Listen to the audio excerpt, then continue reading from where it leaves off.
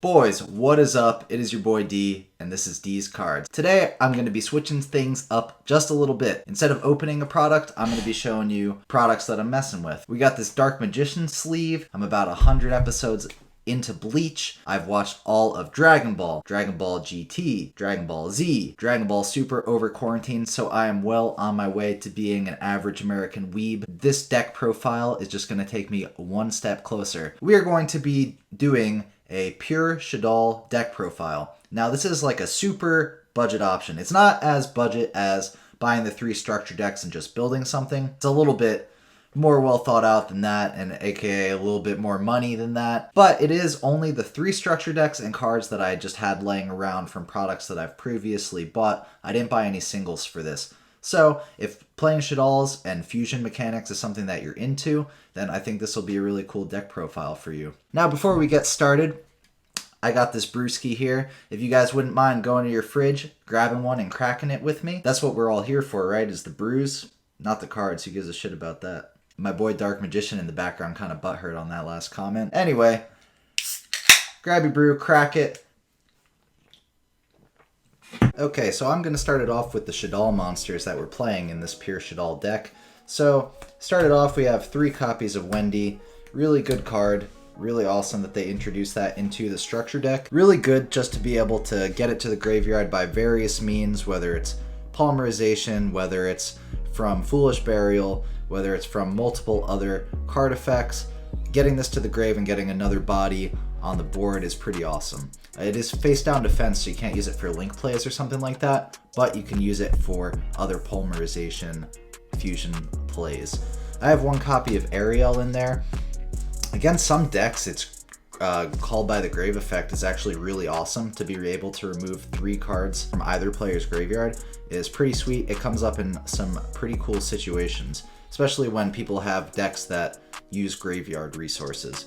I have 1 copy of Shaddoll Dragon. Its flip effect, not bad, but having a form of spell and trap removal in its effect when it's sent to the grave honestly comes in handy, especially when a lot of decks don't play any sort of spell and trap removal inherently. To have 1 in archetype that you can send to the graveyard with this card right here, actually, Shaddolls Squamata. I've got 3 of those because it is Called by the Grave. It's a searcher for the deck, gets things to the graveyard when you want them to. So being able to send Shaddoll Dragon when you need to remove spell and trap removal is awesome. Send Shaddoll Wendy when you want more bodies on the board. So in some cases, you just want to quick draw 1, and then you can just send Shaddolls Beast to the graveyard with Squamata. I think that its flip effect is more ideal when you get to set it off of Wendy, because you're drawing 2 cards, and then you discard 1, but the discard is not for cost, so it actually triggers your Shaddoll effects, and you get to probably get a plus off of Shaddolls Beast's flip effect. So we got 2 of him in there. And then the last but not least, I got 2 copies of Shaddoll Hedgehog. Getting that set off of Wendy is actually not bad because you can flip it up and ensure that you have a fusion spell on your next turn if it's a slower game and you think that you're going to get a next turn. Shout out to Modern Yu-Gi-Oh!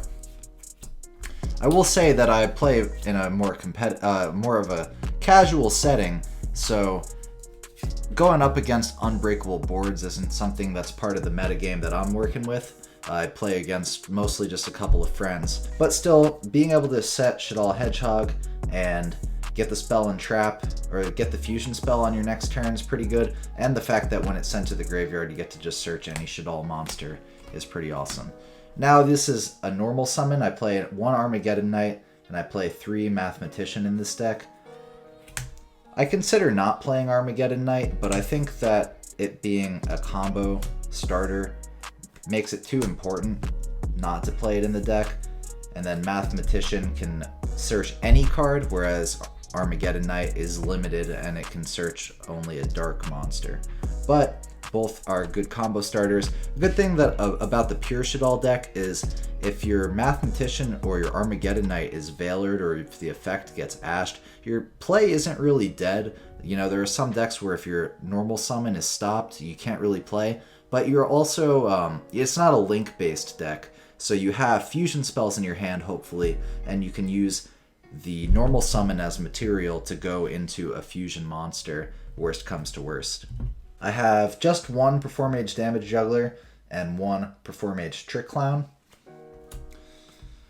Performage Trick Clown, really, I have multiple copies of that because with Mathematician, you can send it to the graveyard and trigger its effect to get it on the field. So I really have 4 copies of it. And Performage Damage Juggler, you can banish it from the graveyard to search Trick Clown. It's important to have some lights and some darks in this deck. You want to get Winda on the field. You want to get Construct to take out some of your opponent's boss monsters. So you don't want to be too short on light monsters, and you'll see here I'm playing a few extras. You have multiple copies of Trick Clown and it can bring itself from the graveyard, and you have Performage Damage Juggler, which can search Trick Clown after it's used, and then this card just keeps going. For hand traps, I'm playing 3 Effect Veiler, and I'm playing 3 Ash Blossom. These are common Ash Blossoms actually from the Salamangreat structure deck, and these Effect Veilers are all from Dual Devastator. So we have 3 Ash, 3 Veiler, only playing 6 hand traps really, which is probably kind of light for a competitive play. But again, this is like a $60, $70 budget deck that you can play with your friends and probably do pretty well. I haven't been able to take it to a locals yet because I started playing Yu-Gi-Oh! At the beginning of quarantine, and online I'm playing Invoke Shaddoll because money isn't a thing online. For against my friends in person with their real budgets and the real card that they have though, this does pretty well, so I would recommend maybe just giving this a shot. Okay, so I'm playing 3 copies of Shaddoll Fusion. The fusion spells are really important here. It's, you know, like I said, if your normal summon gets stopped, well, you go into fusion plays. What does that mean? You need to have fusion spells. I'm playing 3 El Shaddoll Fusion, and I'm playing 3 Super Poly. Now, I'm not playing the Fusion Trap card that was introduced in Rise of the Duelist. 1, because I didn't pull it. Like I said, I didn't buy any singles for this. And 2, I think that El Shaddoll Fusion is more versatile in a Pure Shaddoll deck because when you're going first, you can use this right off the gate, where you don't have to get materials to the graveyard or wait to activate the Shaddoll Trap card, the new Shaddoll Trap card. I don't remember the name of it off the top of my head. So you can use this right off the gate, and during battle phase sometimes you can just go for OTK because you have one of these in your hand and you can attack, activate it in battle phase. I don't know, it just seems like there's more situations where El Shaddoll Fusion is useful to me. And Super Poly, most of my friends that I play with light and dark decks. You'll see in my fusion deck, that's how long I've been around. You'll see in my extra deck in a minute that I do play a Shaddoll monster of all attributes, so there always is a target for the Super Poly. However, against the people that I play with regularly, it's that much better because it can break their end boards. Now I'm playing 1 Call by the Grave. I did have 3 up until I filmed this video, because I haven't played in person in a while, but the new ban list does take you down to 1 Called by the Grave. I just think it's pretty good. That chance that you'll be able to stop the Veiler, that you'll be able to stop the Ash Blossom, I think is just useful for every deck to play. This is from Dual Devastator. It's probably not much more than $4, $3-4 bucks.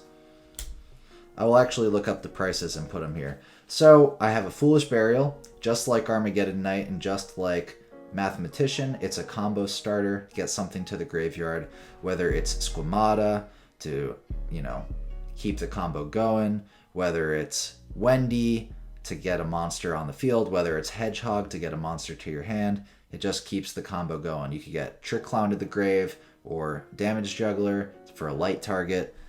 Just Foolish Burial is really good in this deck. Now I'm playing 3 Pot of Desires from Toon Chaos. Allure of Darkness comes with the structure deck, but banishing out of your hand I think is a much bigger drawback than banishing from your deck, especially if you're playing shorter games. I mean, if you get a killer first turn board, you might not need those 10 cards, and the statistical probability of drawing Pot of Desires off of Pot of Desires is really low, so I recommend playing 3 of these. It's not that expensive out of Toon Chaos for a rare printing.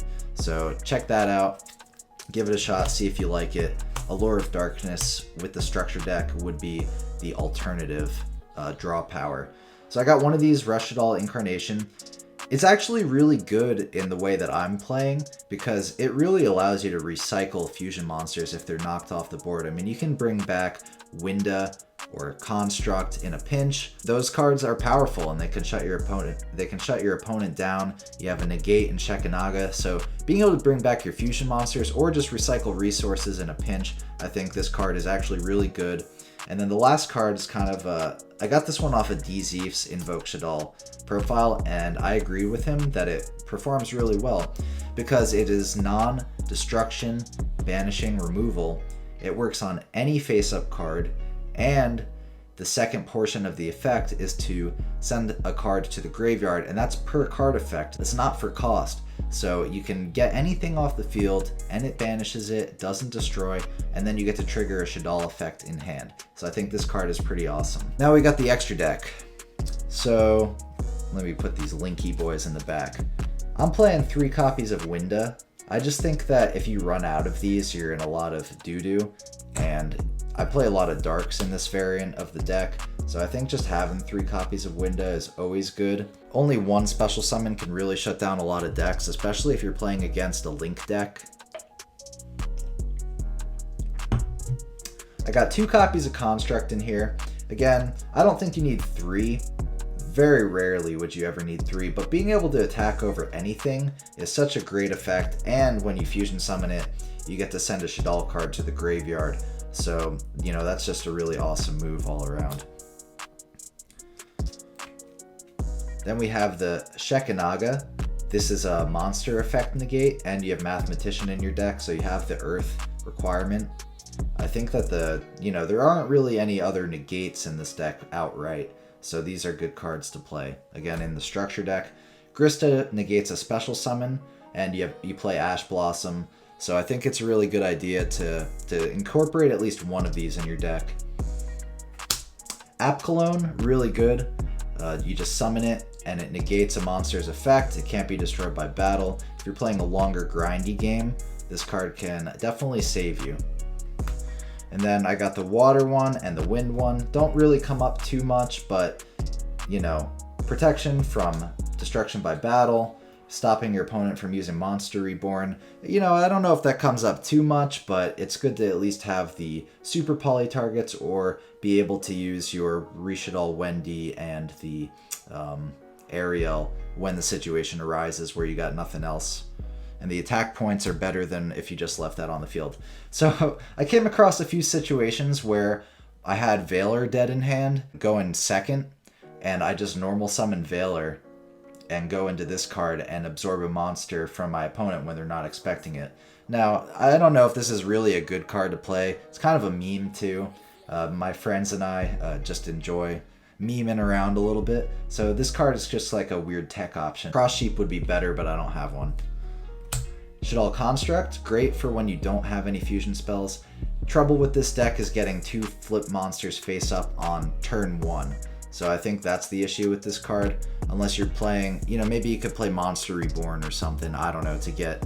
I haven't exactly figured out how to make this card work on turn 1, but later in the game, it is a good way. Maybe you got Beast face down because it was sent there, summoned there with Wendy last turn. You got your normal summon. You can get this if you don't have any fusion spells and pull out a fusion later in the game.